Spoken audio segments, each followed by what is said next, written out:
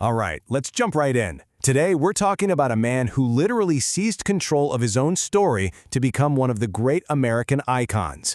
This is our look at Frederick Douglass, the lion who wrote history. So where does that incredible line come from?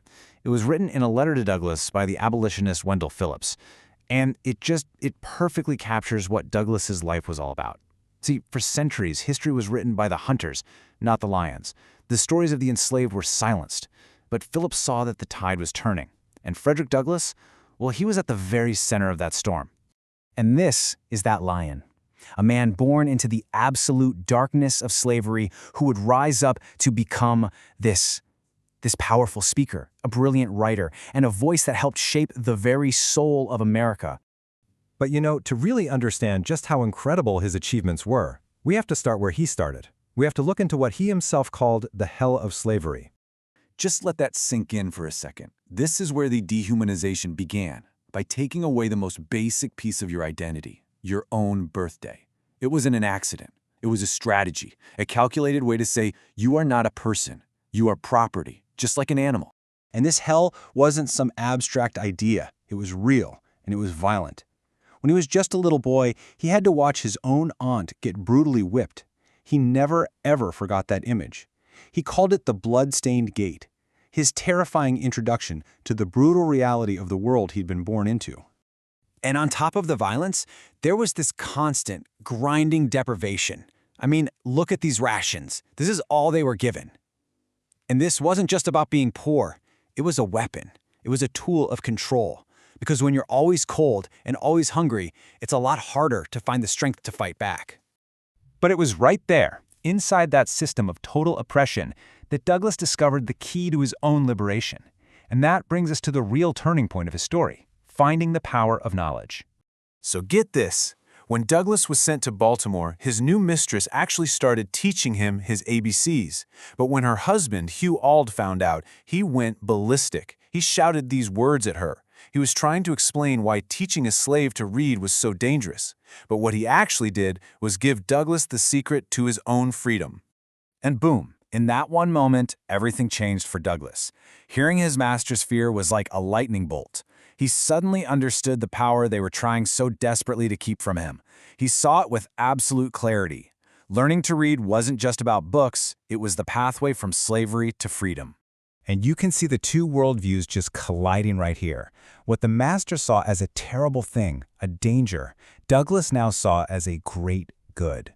All the things his master feared, making him unmanageable, making him discontented, those were the exact things Douglass now wanted for himself. The war for his mind had just begun. But see, the story doesn't end when Douglass finds his own freedom. No way. In fact, escaping slavery was just the beginning. It was the spark that lit a fire to fight for everyone's liberation. I mean, look how quickly things took off after he escaped in 1838. Just 3 years later, he's on a stage, giving his first anti-slavery speech. By 1845, he publishes his own autobiography, a huge risk for a man who was still technically a fugitive. But he didn't stop there. He recruits black soldiers during the Civil War, and he becomes a fierce advocate for women's rights. And this is what's so amazing about him.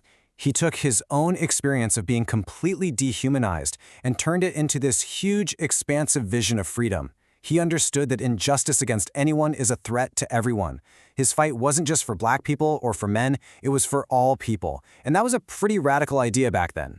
And there's no better example than this moment. It's 1848, at the Seneca Falls Convention, the first big meeting for women's rights. The idea of women voting was so controversial that it was about to be voted down. But then Frederick Douglass stood up. He gave this incredible, passionate speech, arguing that the right to vote is the one right that protects all the others. And he helped turn the tide. That resolution passed, thanks in large part to him. So, a life that big, how do you even begin to measure its impact? Let's look at his later years and his lasting legacy to really understand the kind of America he was fighting for. I mean, just think about this journey. A man who started life as property, who wasn't even legally allowed to have his own name, rose to become a respected American diplomat and statesman. He held all these important federal positions, even U.S. minister to Haiti. It's an unbelievable testament to his spirit.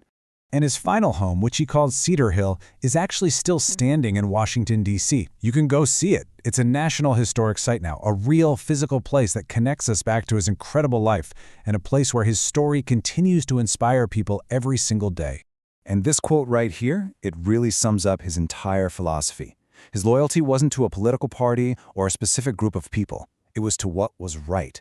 It's such a simple idea, but it's so powerful, and it still rings so true today. Which kind of leaves us with this final thought. Douglass fought his whole life for a vision of humanity where everyone is included, where we all understand that our freedoms are tied together. And so the question his legacy really asks all of us is, in the world we live in now, what does it mean to live up to that vision? What does that look like for us today?